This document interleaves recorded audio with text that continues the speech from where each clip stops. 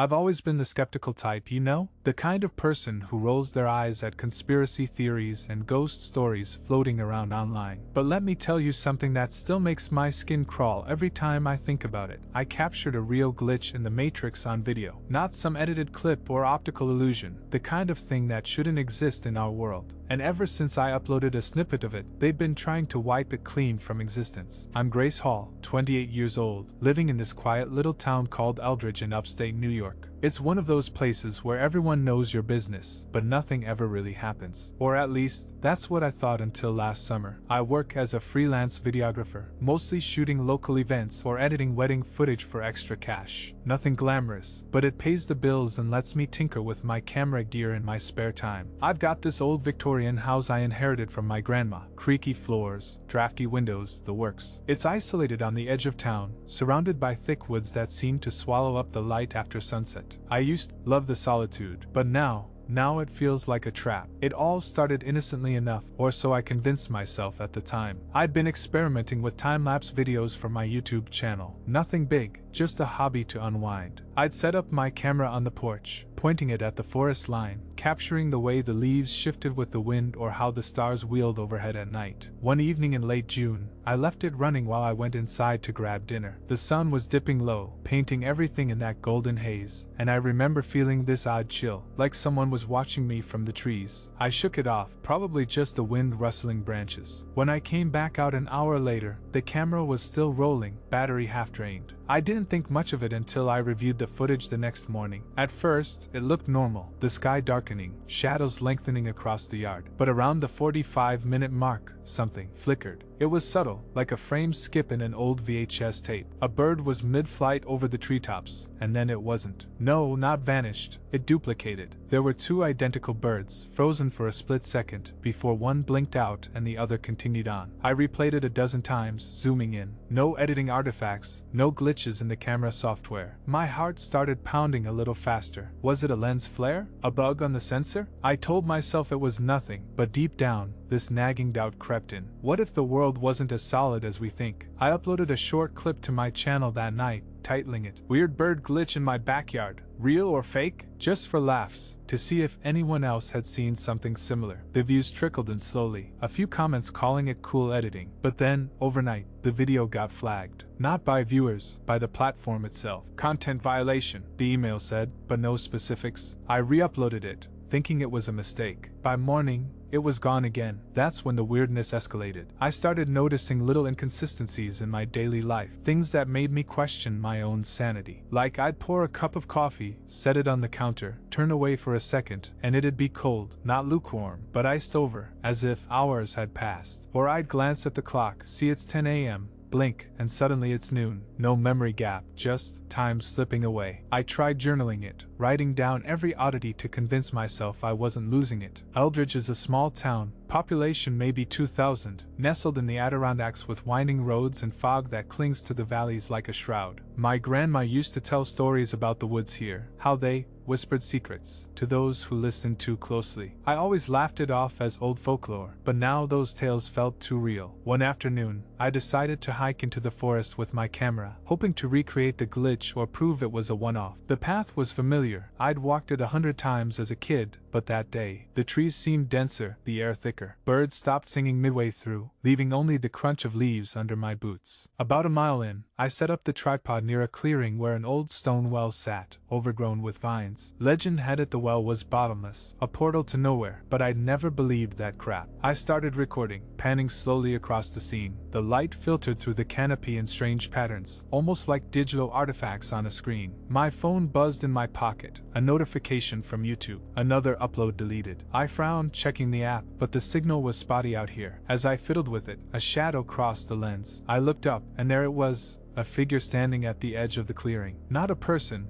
exactly, more like a silhouette, but distorted, as if made of static. It didn't move, it just hovered. My breath caught in my throat. I whispered to myself, "What the hell?" but didn't dare speak louder. The camera was still rolling, so I kept still, heart hammering. After what felt like eternity but was probably seconds, the figure glitched, parts of it pixelating before it faded into the trees. I grabbed my gear and bolted back home, not looking back. That night, reviewing the footage in my dimly lit living room, I saw it clear as day. The silhouette wasn't human, its edges blurred and reformed, like code rewriting itself. And in the background, the trees, they repeated. A section of bark duplicated seamlessly, looping for a frame or two before correcting. This wasn't pareidolia or my imagination, it was documented. I felt a rush of excitement mixed with dread, proof of something impossible. But who were they? The ones deleting my videos? I posted a teaser screenshot on a forum for glitch hunters, anonymous of course. Responses flooded in. That's Matrix level stuff, be careful. They watch these threads. Paranoia set in. I started double locking doors, drawing curtains tight. Sleep evaded me. Every creak in the house sounded like footsteps. One morning, I woke to find my computer on. The glitch video file open but corrupted. Lines of code where the footage should be. Someone, or something, had accessed it remotely. I needed answers. Digging online, I found scattered accounts of similar glitches, people seeing duplicated objects, time loops in everyday life. Most posters went silent after sharing. One thread mentioned Eldridge's history, an old government experiment in the 1940s. Something about radar invisibility that went wrong, bending reality. My grandma had hinted at it once, saying the woods swallowed a whole team of scientists. Coincidence? I doubted it. That evening, I set up multiple cameras around the house, inside and out, live streaming to a private server. If they were watching, I'd catch them. The night dragged on, the feed showing nothing but darkness. Around 2 a.m., fatigue hit, but I forced my eyes open. Then, on the porch cam,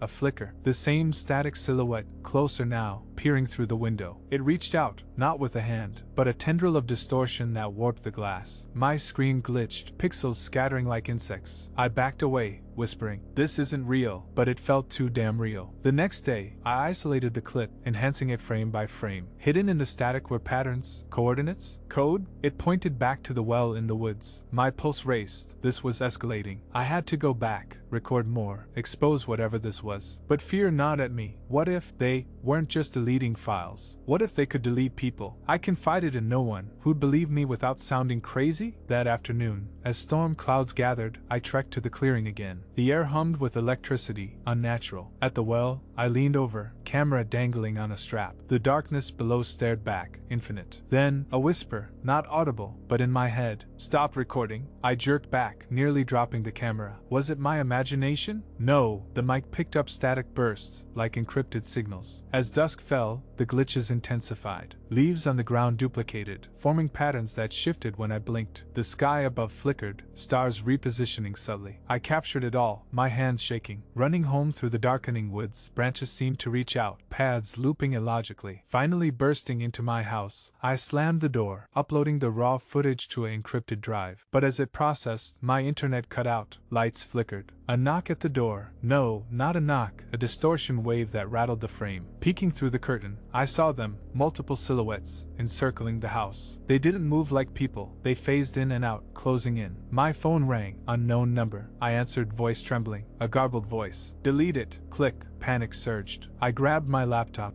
trying to back up the files, but errors popped up. File not found. They were inside the system. That night, barricaded in my room, I watched the feeds. The silhouettes probed the windows, tendrils seeping through cracks like digital smoke. One breached the porch cam, the screen filling with code before going black. I felt exposed, like the world was unraveling around me. What if reality was just a simulation, and I'd poked a hole in it? The thought chilled me to the bone. By dawn, they faded, but my files were mangled. I recovered fragments, enough to piece together a narrative. I had to share this, warn others. But how, when they erased everything? I started typing this out, documenting every detail, in case I glitch out too. After that night, I barely slept for days. Every shadow in the house felt alive, every flicker of the lights a warning. I kept the recovered fragments of footage on a USB drive hidden in an old cookie tin in the kitchen, the one place I figured no one would look. My name's still Grace Hall, and by then I was 28, feeling like I'd aged a decade in a week. Eldridge had always been my safe haven, but now the isolation of my grandma's old Victorian felt like a prison. The woods pressed in closer each day, or maybe that was just just my mind playing tricks. I stopped going outside unless I absolutely had to. Groceries were delivered, curtains stayed drawn, and I lived by the glow of my monitors, obsessively checking backups and scanning for any sign of intrusion. A few days passed in uneasy quiet. No more silhouettes at the windows, no more corrupted files overnight. I started to hope, stupidly, that maybe they'd given up. Maybe whatever system was patching the glitch had decided I wasn't worth the effort. I even managed to piece together a longer video from the salvaged clips, the duplicated bird, the static figure in the clearing, the well's endless dark, and those final moments of the tendrils seeping toward the house. I edited it carefully, adding no effects, just raw footage with timestamps visible. My plan was simple: upload it to multiple platforms at once, from different accounts, using a VPN routed through half a dozen countries. If one got taken down, the others might survive long enough to spread. I titled it, "Real Glitch in the Matrix, Proof from Upstate New York," and wrote a long description explaining everything, begging viewers to download and re-upload if it vanished. The night I hit publish on all of them, I sat there refreshing the pages, heart in my throat. Views climbed slowly at first, tens, then hundreds. Comments poured in, some calling it the creepiest thing they'd ever seen, others demanding coordinates, a few accusing me of masterful CGI. For the first time in weeks, I felt a spark of something like triumph. People were seeing it, they were mirroring it. Then,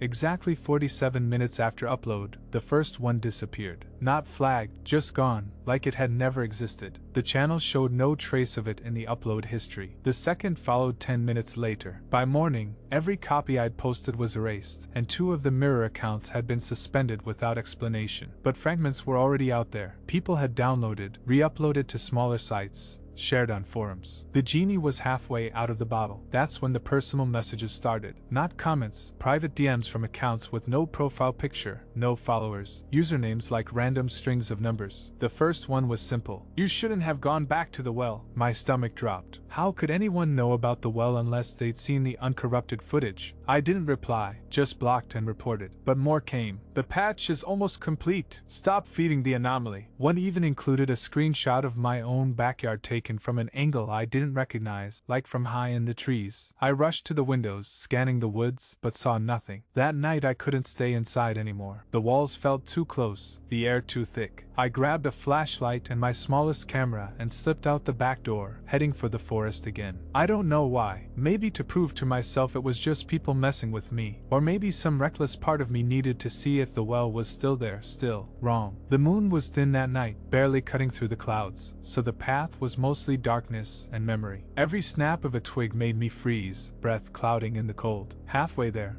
my flashlight beam caught something odd, footprints in the damp earth that weren't mine. Bare feet, but strangely elongated, leading toward the clearing. I followed them, telling myself it was an animal or a prank. When I reached the well, the vines seemed thicker than before, almost pulsing in the faint light. I aimed the camera down into the darkness and hit record. At first, nothing, just endless black. Then the beam caught movement, not a reflection, not water, something shifting far below, climbing slowly upward. My hands trembled so badly the frame shook. I zoomed in, and for a split second I saw it, a hand, or what looked like one, pale and jointed wrong, fingers too long, reaching up through the void. The flashlight flickered, died for a heartbeat, and when it came back the hand was gone. But the audio had captured something, a low, mechanical hum, like servers spinning up, layered under faint whispers that almost formed words. I stumbled backward, nearly tripping over the stones. That's when I noticed the trees around the clearing weren't quite right. Branches duplicated in places, leaves overlapping in impossible ways, like frames had been copied and pasted carelessly. The air grew heavy, charged, and I felt that same mental whisper again, stronger this time. "Return what you took." I didn't wait to understand. I ran, branches whipping my face, lungs burning, until I'd burst into my yard and slammed the door behind me. Inside, every screen in the house was on. Monitors, TV, even my phone, all displaying the same thing. Live feed from the camera I still clutched in my hand. But I wasn't pointing it anywhere. The view was from above, looking down at me cowering in my hallway, time-stamped seconds in the future. I dropped the camera, and the feeds went black. The next morning, I found the USB drive missing from the cookie tin, not broken into. The tin was exactly as I'd left it, lid snug, just empty. My backups on the cloud, deleted. External hard drives, wiped clean, as if freshly formatted. I sat at the kitchen table, head in my hands, trying not to cry. They weren't just erasing the videos anymore, they were erasing every trace inside my own home. I thought about leaving Eldridge, packing a bag and driving until the woods were far behind me. But something held me back. Maybe stubbornness, maybe fear that they'd follow, or maybe because part of me still needed to know why this was happening here, in this town, around that well. I started digging deeper into the history my grandma had always brushed off. Old newspaper archives at the library. Yes, I risked going into town, mentioned a 1947 incident. A military research team vanished during atmospheric testing near the old quarry. No bodies found, just equipment scattered and film reels exposed to light, ruined. Locals whispered about lights in the woods for years after. One faded article quoted a surviving technician who babbled about tears in the fabric before he was quietly committed. The coordinates matched my property almost exactly. Whatever experiment they botched had left a scar, a thin spot where reality frayed, and my recordings were widening it. That evening, as rain started drumming against the windows, I noticed something new outside. The tree lean looked closer, not by much, maybe 10 feet, but unmistakable. The old oak that marked the edge of my yard was now squarely in the forest shadow. I measured it with pacing steps, convinced myself I was wrong, but the next morning it had crept even nearer. The house was being swallowed, inch by inch, and with every advance, the glitches in my daily life worsened. I'd reach for a glass and find two in my hand, identical, one fading as I stared. Mirrors showed me blinking a fraction late. Clocks ran backward for minutes at a time. I stopped trusting my own senses. Then came the night that almost broke me. I'd fallen into an exhausted sleep on the couch when I woke to silence. Complete, unnatural silence. No rain,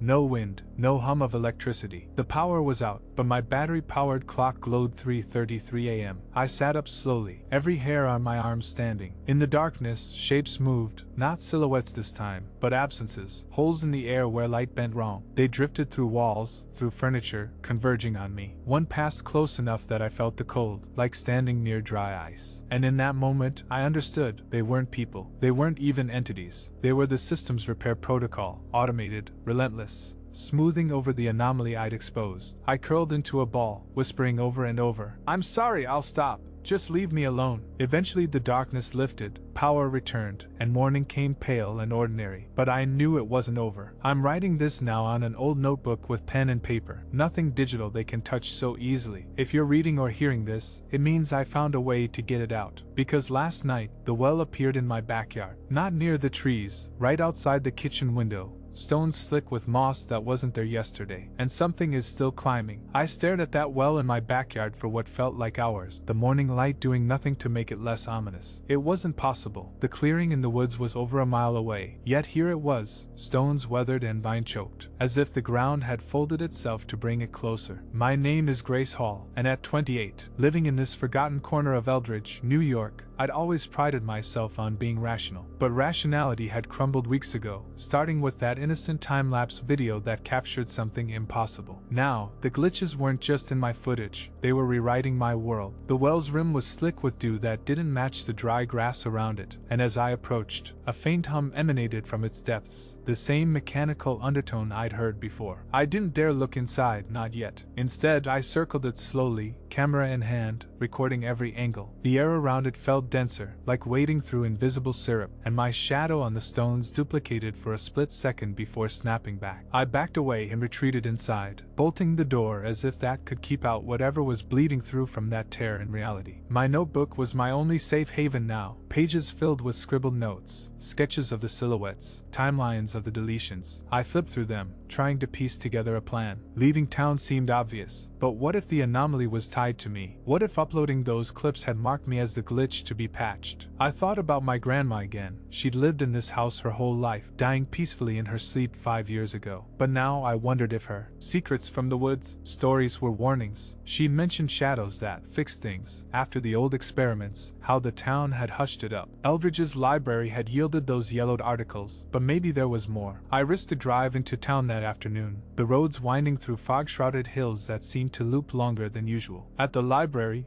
An elderly clerk named Mrs. Hargrove recognized me. "Grace, dear, you look like you've seen a ghost." I forced a smile, asking for any restricted archives on the 1947 incident. She hesitated, glancing around the empty room, then led me to a back storage area stacked with dusty boxes. "Not many ask about that anymore," she murmured, pulling out a file labeled Project Echo. Inside were declassified memos, grainy photos of men in suits setting up equipment near what looked like my property. One report detailed temporal distortions during a radar test, objects duplicating, time skips, personnel reporting echoes of themselves. The project was shut down after the team vanished, officially blamed on a hiking accident, but a handwritten note scrawled in the margins caught my eye. "The well anchors it. Don't dig deeper." My blood ran cold. The well wasn't just a legend, it was ground zero. Mrs. Hargrove watched me closely. "Your grandma knew more than she let on," said the woods, remember? I thanked her and left, clutching photocopies, my mind racing. Back home, the well had shifted again, closer to the house by a few yards, as if inching forward while I was gone. That evening, as thunder rumbled distant warnings, I set up my last stand. I dragged furniture to block doors, strung tripwires with bells, and placed mirrors around the living room to reflect any intrusions. My camera rolled on a loop, pointed at the backyard. The hum from the well grew louder, vibrating through the floorboards. I sat cross-legged on the rug, notebook open,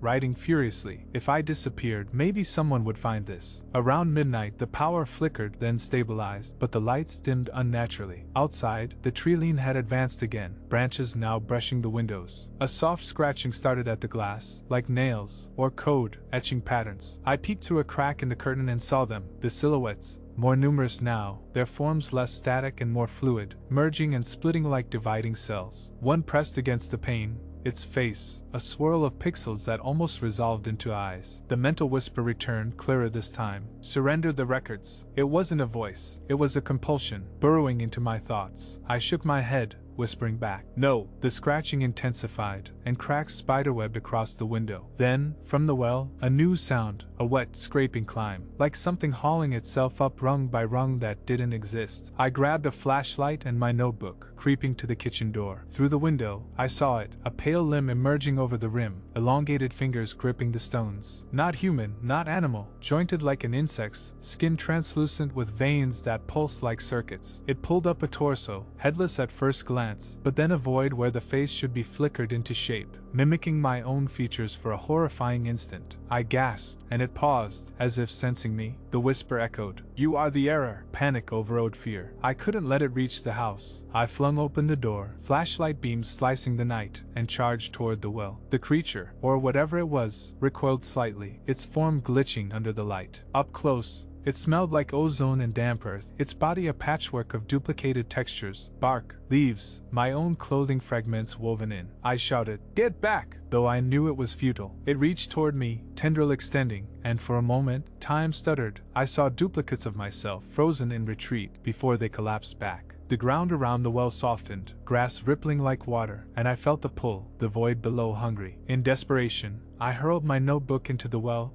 pages fluttering down. The creature hesitated, then dove after it, vanishing into the dark with a digital screech. The hum ceased abruptly. The silhouettes at the windows dissipated like smoke, the tree lean retreating visibly, snapping back to its original position. The well shimmered, then folded away, the ground knitting itself seamless as if it had never been. I stood there, shaking, the night air suddenly normal, crickets chirping as if nothing had happened. Inside, my cameras showed clean footage, no glitches, no intrusions. The power was steady, clocks ticking forward. Was it over? Had sacrificing the notebook, my tangible proof, satisfied the patch? I checked my computer. The fragmented files were still gone, but no new deletions. For the first time in months, I slept without nightmares. The next morning, Eldridge felt ordinary again. Birds sang, neighbors waved as I drove by. At the library, Mrs. Hargrove acted like our conversation never happened. "Archives? Oh, we don't have anything restricted, dear." The photocopies in my bag had turned blank, ink faded to nothing. I tried searching online for Project Echo, but results led to dead ends or unrelated echoes. My YouTube channel showed no history of the glitch videos. Even the forums I'd posted on had threads deleted or users silent. It was as if the anomaly had been fully sealed, my involvement erased from the digital record. But I remember. The chills come back when time feels off, or shadows linger too long. I sold the house last fall, moved to a city apartment where woods are just parks, and and concrete drowns out whispers. I don't record videos anymore, my camera gathers dust. Sometimes, though, I wonder if the patch was complete. Late at night, staring at my screen, I'll catch a flicker in the corner, a duplicated cursor, a delayed blink, and in my dreams, the well returns, deeper, calling. If you're hearing this story, piece together from what I could salvage in my mind.